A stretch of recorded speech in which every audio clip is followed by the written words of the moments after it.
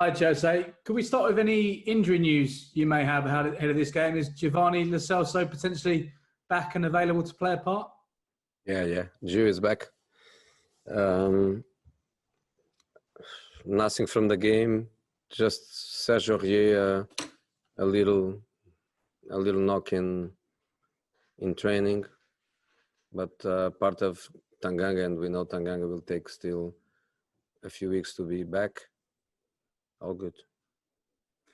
Do you have any update at all on transfers? We know you're searching for a striker at the moment, and there's been a lot of reports in the last few hours about Gareth Bale potentially coming back to the club.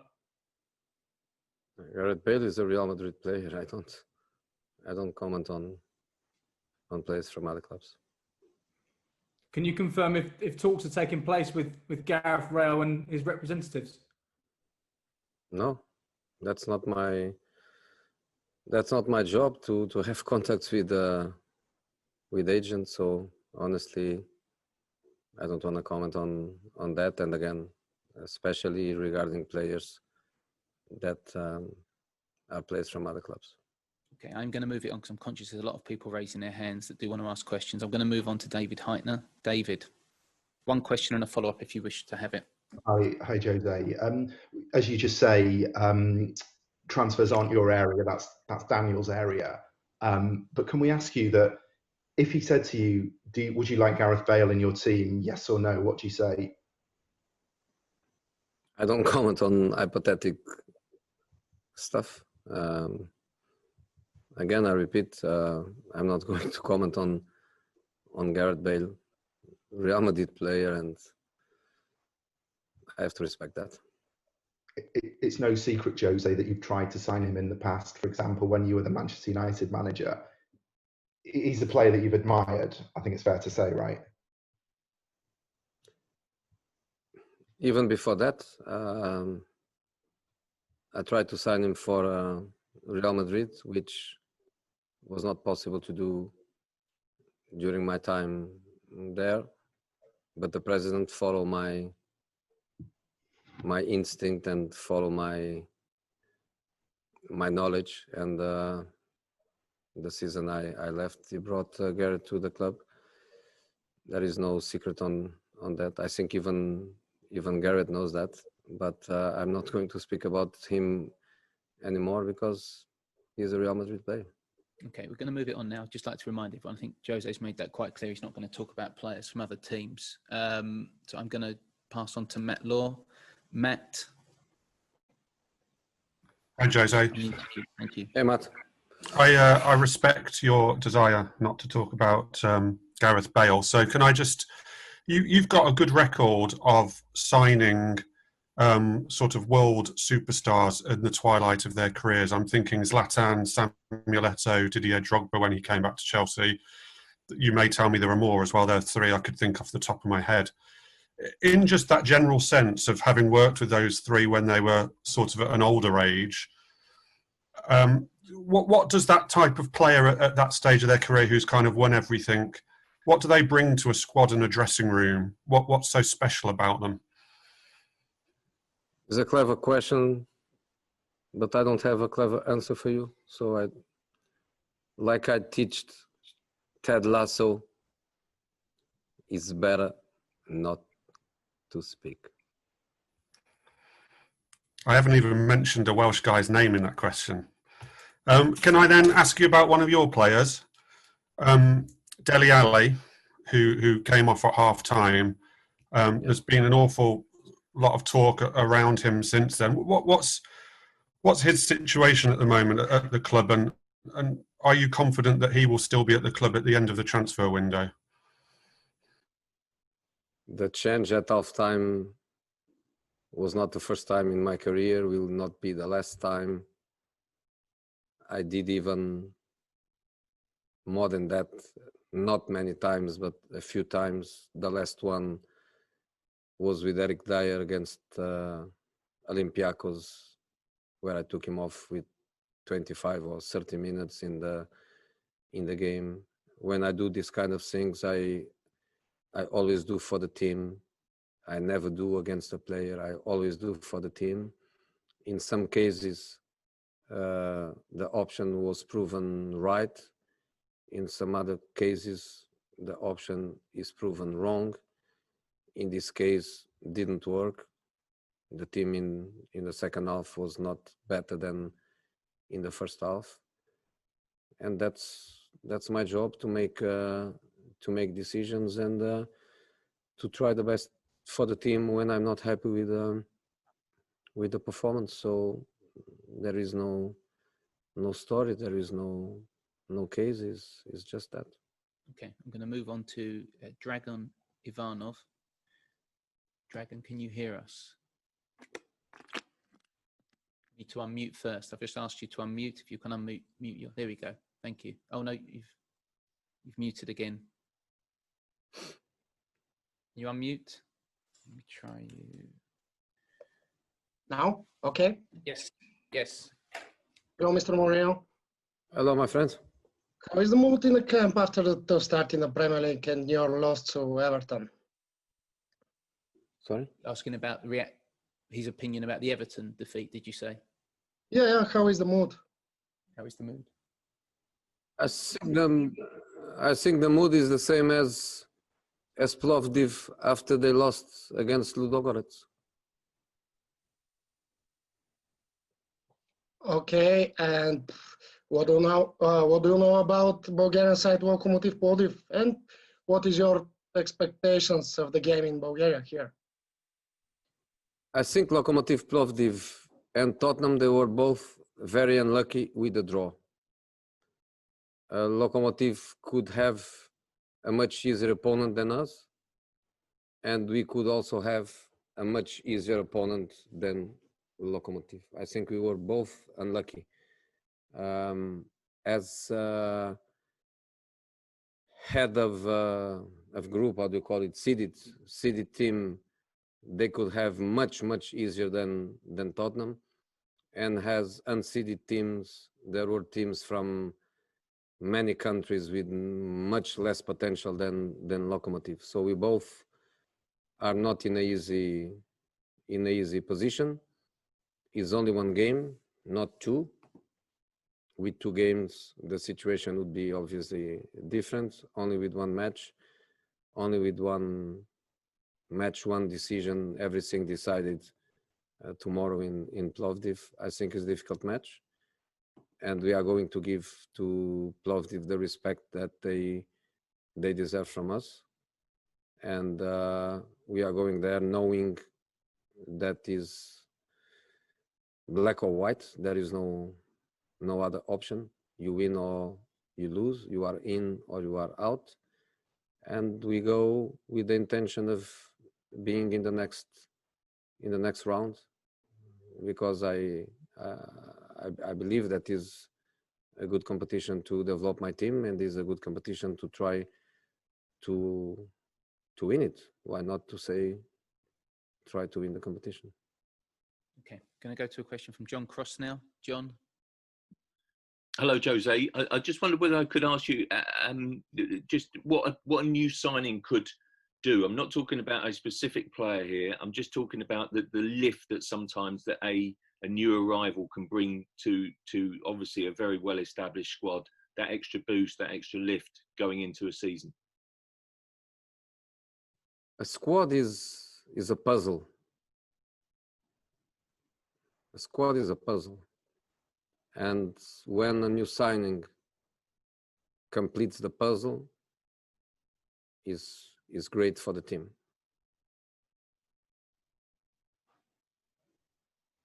And do you feel that sometimes do you feel within you that basically your squad can now benefit at this point from that extra missing piece of the puzzle, if you like? 3 more weeks, the market is open, both ways. The market is open. When the market is open, I think in football, you have to be always waiting for something to happen. So let's see what happened to us. I never liked, but of course we have to adapt. It is what it is. I never liked to start a competition with an open transfer window. I don't think it's right for new players to come and for other players to leave. And eventually some players, they play one day for a club and 2 days later they can be playing against that club. But this is what it is. Let's wait. Okay, I'm going to move on to Ali Gold now. Ali, I muted you. Hey there, Jose. I've noticed, especially in the documentary, you quite like players to get angry about something that they don't like, whether it be a defeat, a performance, or decisions, things like that. With Delhi, did he react in that way at half-time when he learned he was coming off, I wonder? Delhi is a very polite guy. He's very calm. I think he's a bit, I don't know if it's the correct word, introspective. No, when you think a lot, about things. So I think the way he reacted was Delhi. Was quiet, was sad, but in the end, after the game, he was just one of many. But again, I repeat, he's a good boy. He's very, very polite. And I never saw from him in here with myself, with the other players, with everybody at the club. I never saw a strong reaction. Good boy, really good boy. And can I just ask you, Tanguy Ndombele and Giovanni Lo Celso, are either of them fit enough to start if you wanted tomorrow? I believe that Tanguy, no. I believe Tanguy is in a process of evolution, very positive. Finished the season injured and in bad condition, didn't start pre-season, again injured. In the top of that, other health problems, working hard. He knows what we want from him. He's trying hard. To have minutes is a good thing for him. To be ready to start is something that we, and I include him in this discussion, because in this moment we discuss his situation together. Not ready to start or to play for 90 minutes. No. Okay, I'm going to pass on now to Vesko Valchev. Vesko, I'm just going to unmute you. If you can press unmute, can you hear us? Hi, Mr. Mourinho. My Hello. question is there a locomotive player who impressed you? Anyone? I'm more impressed by the team than the players. Of course, I analyze the players individually. Of course, based on that, I can inform my players and have my players ready for what they're going to face. But it's more about the team than the players. Okay. Jonathan Veal. Jonathan. Hi there, Jose. Hey, Jonathan. With so many games in a short space of time, whether you'll be taking your whole squad to Bulgaria or will you leave any players at home? I leave 8 at home because in this moment our squad is big. So to take 18, I have to leave 8 players at home with one of my assistants to work. Will they be sort of high-profile players? Tottenham players are all high-profile players. Okay, I'm going to move on now. Jamie Weir. Jamie. Good afternoon, Jose. Hey, Jamie. Given you still have just the one out-and-out striker at your disposal at the moment, will Harry Kane have to play tomorrow night? Yes. And again on Sunday against Southampton? Yes. And again next week, potentially in the Europa League as well? Yes. Clearly, this is a situation that can't go on, can it? You said yourself that no players can play all of these matches over the next 3 weeks. he cannot play every match for 90 minutes. That's for sure. I know that he would like to do that because he's his nature, and he's the kind of guy that is happy to be on the pitch for 90 minutes. But it's not possible. This situation is an extreme situation for us. Hopefully, we have this problem. To have this problem, we need to win in Plovdiv. We need to win in Leighton. But hopefully, we have this problem, and of course, no player can play 90 minutes of every game. Thank you. Okay, George Cummins. George, I'm just unmuting you. Jose, hello. I just wondered if Daniel's a bit more open to spending money considering the defeat on Sunday. Has that changed things for you and him going into the transfer market? I don't speak about the transfer market because we lost against Everton. I gave my vision in a written document periodically, I think 3-4 times since I arrived in the club, and Mr. Levy has all my views based on my vision, my experience, my knowledge, not based on a result. It's not a bad performance, it's not a bad result that makes me change my idea and makes me go to the laptop and try to change the things that I wrote months ago and weeks ago. Okay, apologies, guys. I'm going to do 2 more. I'm conscious that more people did want to ask, but I have got Eric Dyer coming in shortly as well, so apologies. But I'm going to start with Gary Jacob, and then we'll finish with Ilya Atanasov. Apologies for pronunciation if I've got that wrong. Gary. Jose, can I just ask you one about, you're obviously keen on a striker. Will you still want a striker in and have the permission to buy a striker, even if you sign the player whose name we're not allowed to mention? I think I spoke enough about market. Gary, have you got anything else? Otherwise, I'll move it on.